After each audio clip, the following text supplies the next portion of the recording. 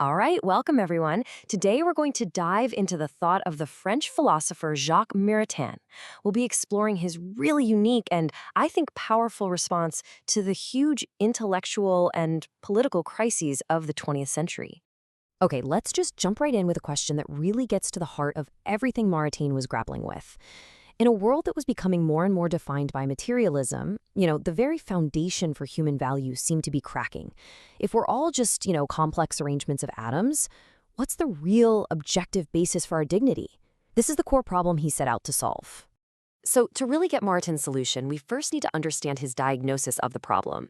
He saw the core illness of the modern age as something he called the tragedy of humanism. He saw this clear, almost predictable path. You see, the great project of modern humanism, which started out by celebrating human reason and autonomy, had cut itself off from any transcendent source of value. And in doing that, it paradoxically started to turn against humanity itself, basically emptying our existence of any real meaning. Maritain actually maps out this whole intellectual history as a story of progressive devolution. It's fascinating. It kicks off with Descartes, who kind of reduces God to a function of reason. Then you get Rousseau, who replaces the need for grace with a belief in natural goodness. Then Hegel comes along and dissolves God into the historical process. And finally, Nietzsche announces that God is dead, which completes the separation. Each step chips away at the metaphysical foundations of human value. And this quote just perfectly captures the endpoint of that whole trajectory. In trying to build a world exclusively for man without God, we ironically end up creating a world that is, in Maritain's words, inhuman. It becomes a world fit for animals, driven by impulse, or for self-made gods, but not for actual human beings. So how did Maritain propose to fix this mess? Well, he didn't just reject the modern focus on existence. No. Instead, he wanted to reframe it, proposing what he believed was the only authentic form of existentialism. And this distinction right here is absolutely crucial. For atheistic existentialists like Sartre, existence and essence are basically at war with each other. To be free, you have to have no predetermined nature. Maritain saw this as a huge mistake. He argued that our existence is actually what allows our essence, our human nature, to be realized and fulfilled. One path ends in chaos, the other in a kind of partnership. And here's the kicker. Maritain isn't trying to invent some brand new system. He's arguing that the philosophy of Aquinas, with its profound focus on the act of existing, what scholastics call esse, was the original and true existentialism all along. It gives you a framework that puts existence first, right where it belongs, without having to throw out the very idea of human nature. Okay, now, the entire structure of his social and political thought rests on this next part. A really vital distinction he makes between two poles of our being, the individual and the person. As an individual, he says, we're rooted in matter. We are just a fragment of a species, a part of the material universe, subject to all its forces. But as a person, we're rooted in the spirit, and this makes us a spiritual whole, a universe unto ourselves, capable of self-mastery and pointed towards a good that goes beyond just the community. And it's not a split. It's two poles of one single being. Which is a fair question, right? And it's one Maritain knew he had to answer. If personhood is really the source of our dignity, it can't just be a poetic sentiment.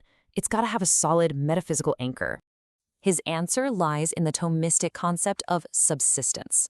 Now, I know it's a technical term, but it's essential, so stick with me. Think of it this way. Humanity is the blueprint, right?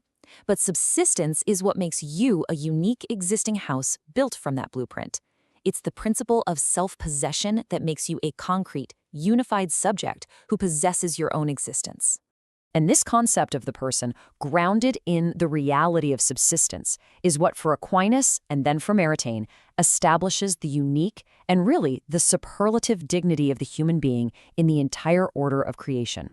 So, armed with this really robust concept of the person, Maritain was then able to launch a powerful critique of the philosophies of his day, especially the atheistic humanism of thinkers like Sartre. The logic here is pretty straightforward. If there's no God to ground existence, and there's no human nature to give it any direction or purpose, well then the raw fact that we exist becomes totally random, meaningless, and, as Sartre so brilliantly described it, nauseating. This is one of Maritain's most piercing insights. He just flips Sartre's argument completely on its head. He says that Sartre's powerful depiction of radical absurdity isn't a refutation of God, it's an indirect proof for God. By showing so clearly the absurd consequence of a godless universe, Sartre, without meaning to, actually makes the case for transcendence. The choice, Maritain says, is clear: God or absurdity. There's no middle ground. And this philosophical dead end has real-world consequences. A philosophy of absurdity has no ground for reason or objective value, so it ultimately becomes a counter-humanism, opening the door to the very irrational and inhuman forces, like totalitarianism, that Maritain was seeing sweep across Europe. And this brings us to the ultimate payoff of Maritain's whole project, establishing a durable, rational foundation for universal human rights. See, if there's no objective truth about what a human being is, then our so-called rights are just social agreements. They're granted by the state, and what the state grants, the state can absolutely take away. Maritain wanted to prove that rights are real, objective, and non-negotiable. And here you can see his logical chain in action. It all starts with the metaphysical reality that we are persons, step 1.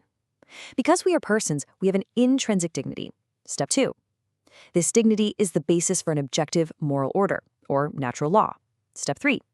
And from that natural law flow our inalienable human rights, which a just society is obligated to recognize, not invent, step 4. It's a solid progression. This single idea is the cornerstone of his entire political philosophy. A person is an end in themselves, not just a means to an end. Rights are not granted by a government or a constitution. They are inherent to our very being as persons.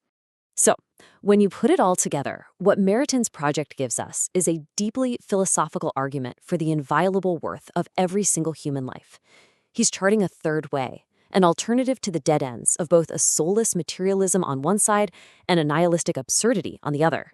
And that leaves us with the question Maritain's work really forces us to ask ourselves. In a world that's often pretty skeptical of metaphysics, can our commitment to universal human rights actually last? Or will they, as he feared, just become social conventions that we toss aside when they're no longer convenient? That's a question that is just as urgent today as it was in his time.